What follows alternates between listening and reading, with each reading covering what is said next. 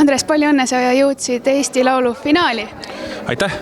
Kui suur Eurovisiooni jälgija sa oled? No peab tõdema, et ma arvan, et sõpradega saab ikkagi iga aasta vaadatud Eurovisiooni. Eelmine aasta, kusjuures mäletan, ma olin Berliinis, kirjutasin mussi, sõber kirjutas sellist, korraldas laagrit. Ja siis, kuna Tommi osales, siis ma elasin Tommile kaasa, täiega tahtsin teada, et kuidas tal seal läheb. Ja siis ma mäletan, et ma seal siis selles muusikute ja sõprade seltskonnas nagu pakkusin välja, et kuule, et võiksime Eurovisiooni vaadata, et tahaks nad näha.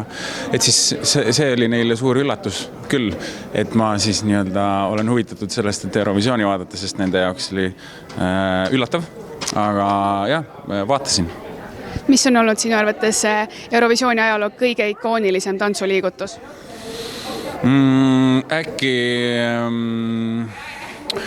kunagi oli niisugune, miskipärast tuli meelde, oli Sagapo, siis neil oli mingid imelikud tantsuliigutused seal.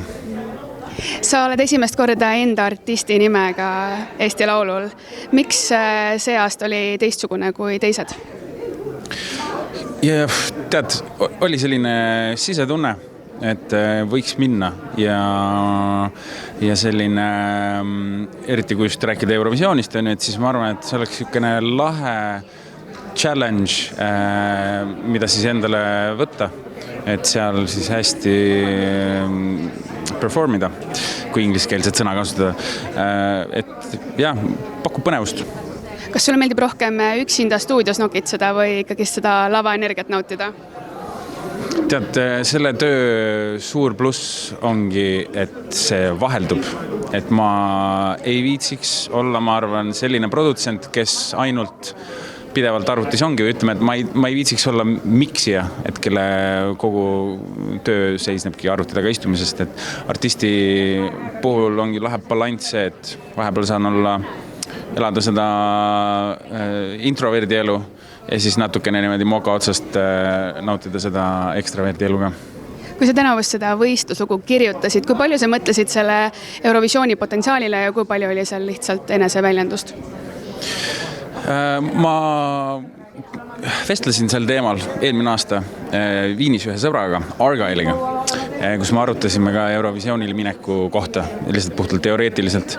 Ja üks asi nii-öelda lause, mis mind jäi selle läbi kandma, on see, et ta ütles, et ta võiks Eurovisioonil osaleda, aga ainult siis, kui sa mitte üheski otsast ei ohverda enda artisti kuvandit või nägemust või enda kõla, lihtsalt selle tarbeks, et Eurovisioonil toimida. Ja siis see kuidagi jäi mind kumitama, et kui ma ka seda lugu kirjutasin, et siis algusest peale tunnetus oli, et see võiks sobida Eurovisioonile. Aga jällegi ma võiksin seda anda välja ka täitsa niisama ja see võiks sobida ka niisama nööpisingliks. Et ma arvan, et ta on nagu hea balanss, et kindlasti on mingisugune eepilisus, mis suurele lavale hästi sobib.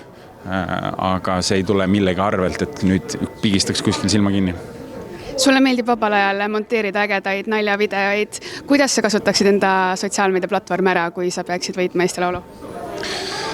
Jaa, see on kusjuures väga tore perspektiiv asjale, et tegelikult juba selle Eurovisiooniga seonduvalt mul on igasuguseid sketše, mida ma tahaksin teha.